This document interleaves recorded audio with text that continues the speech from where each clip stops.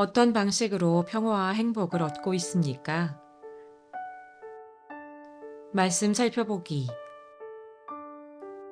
오늘의 본문은 열왕기하 16장 1절부터 20절까지 말씀입니다.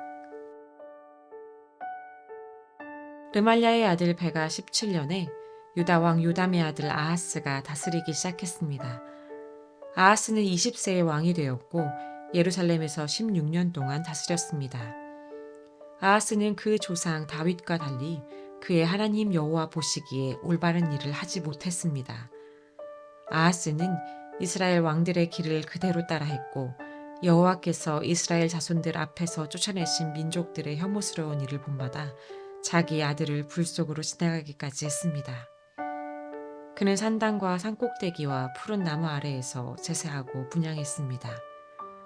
그 후 아람 왕 르신과 르말랴의 아들인 이스라엘 왕 베가가 예루살렘으로 올라와 전쟁을 일으켰습니다. 그들은 아하스를 포위했지만 굴복시키지는 못했습니다. 그때 아람 왕 르신이 엘랏을 빼앗아 아람에 편입시키고 엘랏에서 유다 사람들을 쫓아냈습니다. 그러자 에돔 사람들은 엘랏으로 옮겨갔습니다. 그리하여 에돔 사람들이 오늘날까지 엘랏에서 살고 있습니다. 아하스가 아시리아 왕 디글랏 빌레셀에게 사람을 보내 말했습니다. 나는 당신의 종이며 당신의 아들입니다. 아람 왕과 이스라엘 왕이 나를 공격하고 있으니 올라와 나를 그들의 손에서 구해 주십시오. 그리고 아하스는 여호와의 성전과 왕국 금고에 있던 은과 금을 가져다가 아시리아 왕에게 선물로 보냈습니다. 아시리아 왕은 그 말을 듣고 다메섹을 치러 올라가 그 성을 함락시켰습니다. 아시리아 왕은 다메섹 거주민들을 포로로 잡아 길성으로 끌고 갔고 르신을 죽였습니다. 그러자 아하스 왕이 다메섹으로 가서 아시리아 왕 디글랏 빌레셀을 만났습니다. 그는 다메섹에 있는 제단을 보고는 제단의 모형도와 세밀한 구조를 그려 제사장 우리아에게 보냈습니다. 그러자 제사장 우리아는 아하스 왕이 다메섹에서 보낸 것대로 제단을 만들었고 아하스 왕이 다메섹에서 돌아오기 전에 제단 건축을 다 끝내놓았습니다. 아하스 왕은 다메섹에서 돌아와 제단을 보고 다가가 그 위에 제물을 드렸습니다. 아하스는 번제와 곡식 제사를 드렸고 전제를 붓고 화목제의 피를 제단 위에 뿌렸습니다. 그는 또한 여호와 앞에 있었던 청동 제단을 성전 앞, 곧 새 제단과 여호와의 성전 사이에서 가져다가 새 제단 북쪽에 두었습니다. 그러고 나서 아하스 왕은 제사장 우리아에게 이런 명령을 내렸습니다. 저 새로 만든 큰 제단 위에 아침 번제물과 저녁 곡식제물과 왕의 번제물과 곡식제물과 이 땅 모든 백성들의 번제물과 곡식제물과 전제물을 드려라. 번제물의 피와 희생제물의 피를 모두 이 제단에 뿌려라. 이 청동 제단은 내가 여호와의 말씀을 구할 때 쓸 것이다. 그리하여 제사장 우리아는 아하스 왕이 시키는 대로 했습니다. 아하스 왕은 청동대야 받침의 옆면에 있는 청동판을 떼어내고 청동대야를 거기에서 옮기고 청동소가 받치고 있는 청동바다를 떼어내 돌 받침 위에 얹었습니다. 그는 성전 안에 지어진 안식일에 이용하는 현관을 치웠고 아시리아 왕에게 경의를 표하기 위해 여호와의 성전 바깥에 있는 왕의 출입로를 없애버렸습니다. 아하스의 다른 일들은 유다 왕들의 역대기에 기록되어 있습니다. 아하스는 자기 조상들과 함께 잠들었고 다윗성에 그 조상들과 함께 묻혔습니다. 그리고 아하스의 아들 히스기야가 뒤를 이어 왕이 됐습니다. 오늘의 팁. 오늘 본문 1절에 나온 아하스의 이름의 뜻은 그가 붙잡았다, 여호와가 사로잡으셨다입니다. 아하스는 여호와 보시기에 올바른 일을 하지 못하였고 죽은 후에 왕들의 묘에 묻히지 못하는 불명예를 안았습니다. 자기 아들을 불 속으로 지나가기까지 했습니다 라는 3절의 표현은 아들을 불에 태워 우상에게 제물로 바쳤다는 의미입니다. 이와 같은 인신제사는 몰렉을 섬겼던 암몬 족속과 그모스를 섬겼던 모압 족속에게서 주로 행해졌습니다.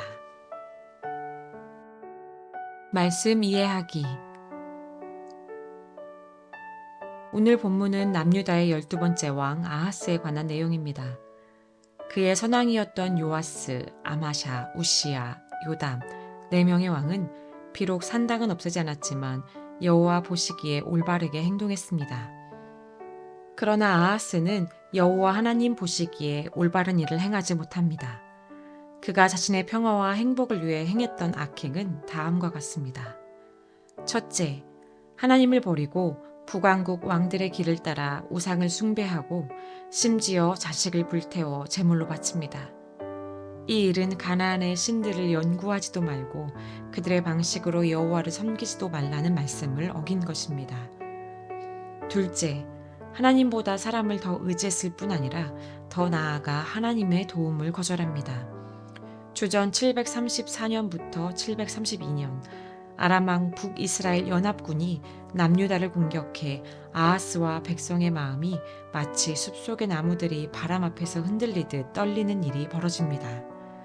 하나님은 이 위급 상황을 통해 여호와가 사로잡으셨다라는 아하스의 이름처럼 그의 생각과 마음이 오직 하나님께 쏠리게 되길 원하시며 이사야를 그에게 보내십니다. 그리고 하나님께서 아시리아의 왕을 통해 두 왕을 심판할 것이니 두려워 말고 하나님을 굳게 믿으라고 말씀하시며 하나님이 주시는 도움을 확신하도록 표적을 구하라고 합니다.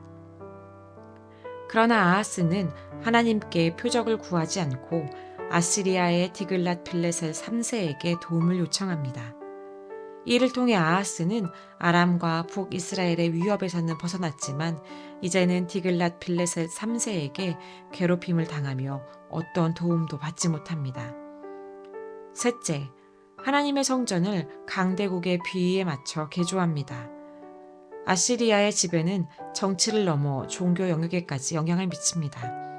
그들은 성전에 이방인의 제단 모양을 본뜬 제단을 만들어 그곳에서 제물을 드립니다.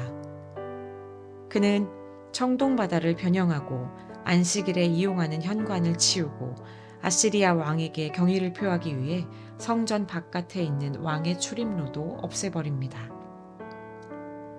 하나님 백성은 우상이나 자신보다 강한 자를 의지해서가 아니라 하나님만 의지하며 그분의 도우심을 통해서만 삶의 평화와 행복을 얻을 수 있습니다.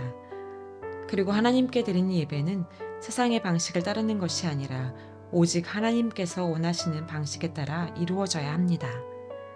우리 그리스도인은 현재 자신이 어떤 방식으로 평화와 행복을 얻으려 하는지 스스로 살펴보아야 합니다.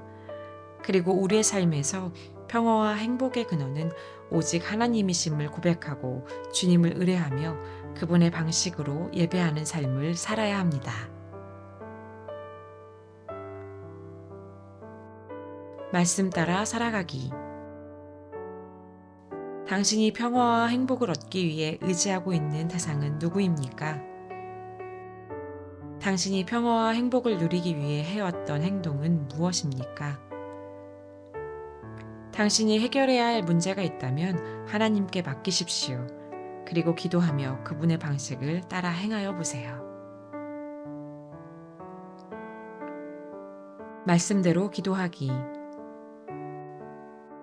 우리나라의 정치 지도자 가운데 하나님을 의뢰하고 하나님의 방식으로 국가를 다스리는 사람이 많이 일어나도록 함께 기도합시다. 목회자와 선교사들이 오직 하나님만 의지하고 하나님의 방식으로 그리스도인을 가르치고 섬길 수 있도록 함께 기도합시다.